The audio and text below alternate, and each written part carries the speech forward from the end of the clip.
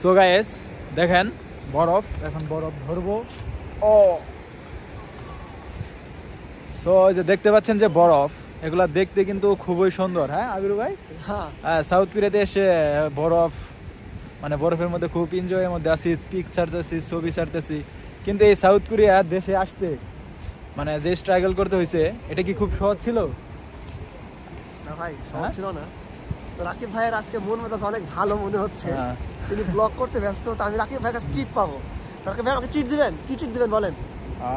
Ice cream, ice cream বানিয়ে treat দেবো। দুধ মিক্সড করে আর চিনি মিক্সড করে আইসক্রিম বানিয়ে ফেলি নাকি? সত্যি যেটা বলতে চাইছিলাম যে সাউথ কোরিয়াতে মানে সবাই শুধু দেখতেছে ফেসবুকে যে পিক ছাড়তেছি, খুব এনজয় করতেছি, কিন্তু এই দেশে আসার পেছনে যে পড়াশোনা, যে রাতের আধারে যে কিরকম কষ্ট নাকি ভাই, যে মানে যে পড়াশোনা, যে পরীক্ষায় পাশ করে তারপরে এই দেশে আসতে হবে, এটা কিন্তু খুব সহজ ছিল না। লাইফের জার্নিটা অনেক কঠিন ছিল, কোরিয়ার জার্নিটা আসলে অনেক ধাপ, অনেক লাগবে। স্ট্রাগল, বছরের পর বছর অপেক্ষা, তারপরে এই দেশে আসতে পারে, মানে এই দেশে এসেছি নাকি? জি ভাইয়া।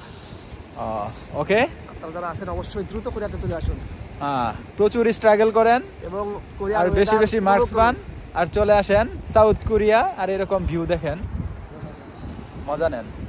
ওকে।